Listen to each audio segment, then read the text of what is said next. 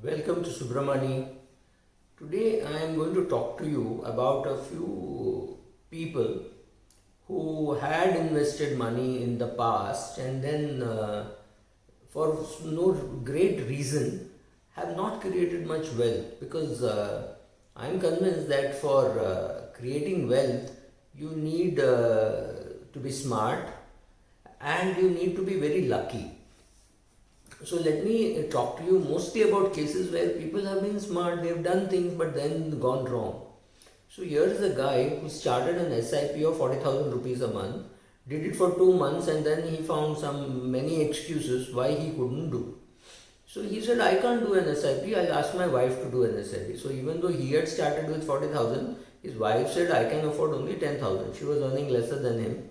So she started doing an SIP sometime, this I think is 2014. So she did 10,000 and over 3 years she had accumulated, she had contributed about 3,60,000 rupees.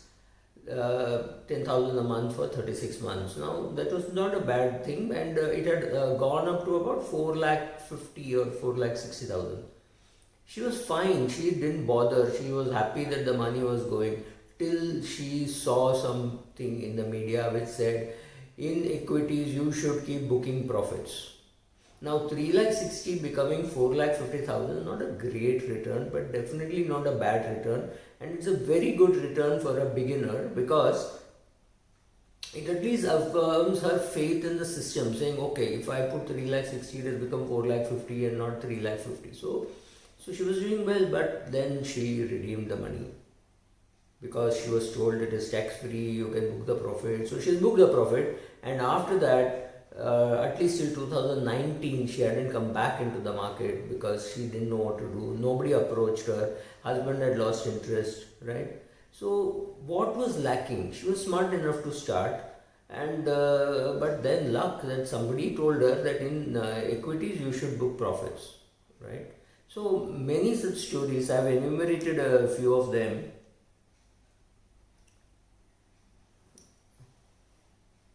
The one another dutiful son of a father who had started this SIP, and he had accumulated decent money, and he had given his home address, which was in Kerala, for the statement to reach. He need not have given the address perhaps, but anyway, that is the address proof that he had, and he did that. And his father used to receive the statements. I don't know why he asked for the physical statement, but father saw the physical statement. His 4 lakhs had become 7,30,000, which was considered to be a fabulous return over 4 5 years, whatever, I don't remember. And then his father kept calling him and said, look, this 4 lakhs has become 7,30,000 or 7,40,000. We should do something about it.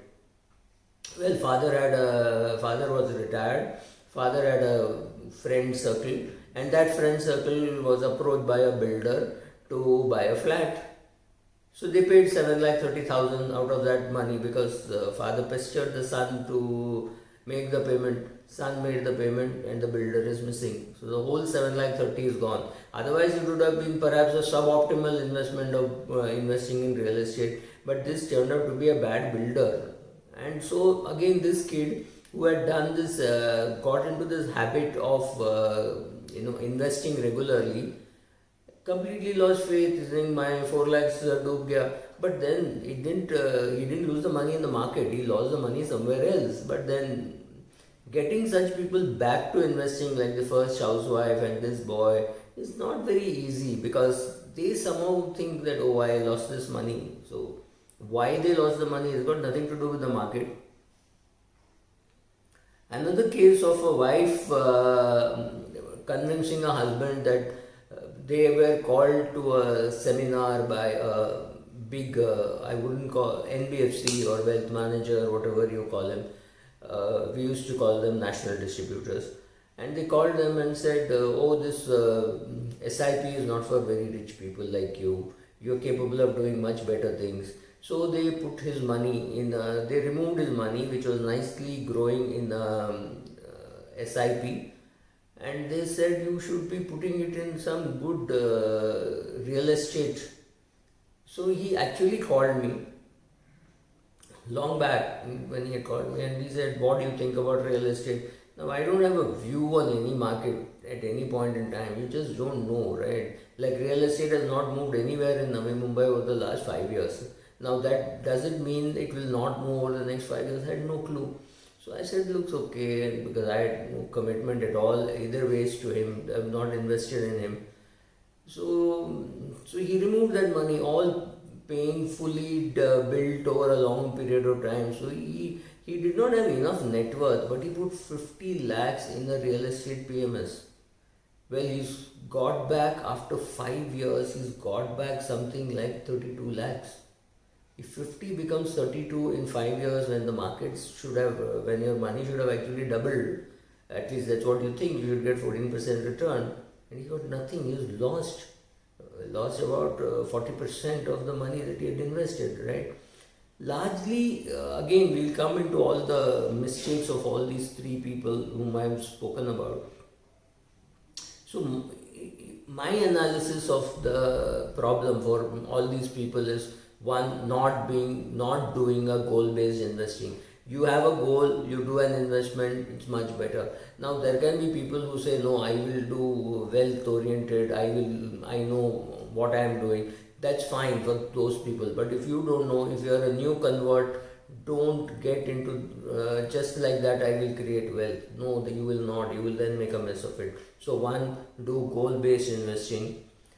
Stop listening to the wrong people. See to whom you are listening.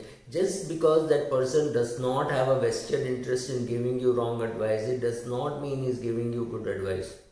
He could be giving advice which is suitable to him. It may not be suitable to you. He may be made of a completely different metal. You may not be, right? So be careful about whom you are listening to. Find out whether you are capable of doing what that person is capable.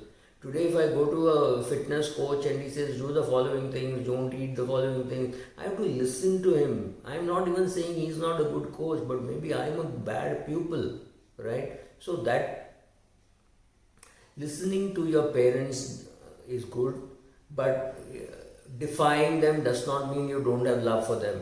They do not know. Like when your tooth aches, you don't go to your mother, you go to a dentist who is good and who charges reasonably, who is near your house and who is conveniently located. That is what you do, right? You don't go to your mother and say, oh, my tooth is aching. But why do you listen to your parents when it comes to investing, unless they've themselves done something? If they worked in a mine or if they worked in a space research organization all their lives and done some admin or even been a scientist, does not mean you should listen to them for your investments, right? So this third kid, the third person that we spoke about, had lost money because he listened to his father saying, do this, right? Not knowing what is profit taking means you just let the money stay in the fund, because profit taking, not profit taking and all makes sense perhaps in equity fund, equities, direct equities. But in the equity fund, it is the fund manager's job to decide when to book profits. He is managing money for you. You have bought one dabba called a mutual fund. Inside the dabba is the action. So that is being managed by one person. He is booking profits whenever he needs to. He is cutting losses whenever he needs to. You do not need to do that. You have to be very clear that you will break this only in case when you're very happy that the market has given a 60% return, so you will remove some money and buy gifts for yourself, or you will sell 3 years before the goal so that you can use that money for meeting some particular goal. Other than this, don't sell just to book profits and things like that. Does not make sense, except perhaps in small and mid cap where you may want to pull out some money and put it into some other fund. But yeah, general rule is you don't have to do the profit booking. That's the job of the fund manager. One more, the first case, if you remember, the lady who pulled out, she stayed out of the equity markets, I think, for at least 2.5, 3 years. That hurts her much more than if she had just sat tight on the an index fund, right? So when you do not know why you are doing something, there is bound to be confusion. So she lost two things. One, she lost time. Second, she lost the habit. Now she will again perhaps start with 10,000 rupees. But if you adjust for inflation, it should be at least 14,000 rupees. But I doubt whether she will do that, right? Market has gone up, doesn't mean market will stay there, but neither does it mean market will come down. A lot of people feel that, oh, market has gone to 42,000, then it came to 32,000, now it is back to 42,000, it will go down again. That's wrong. Maybe it will not cross 42,000 for a long period of time. Right now we are a little far away from that, but maybe it will, maybe it won't, right? We don't know. Don't try predicting. You don't need to predict, you just need to invest, right? Market will come down, no doubt, because once the market goes up, it has to come down. Market, once it comes down, it has to go up. But those levels are not known to anybody. Is 42,000 a great level? We have no clue. It is just one number which we have picked up. But we have seen it at 42,000, so we think now market cannot come below 42,000. That's wrong. Market may not actually cross 42,000 for maybe 1 year. All these possibilities are there. So in equities, you work with a range of returns and not specifically itna percentage milega. That doesn't happen.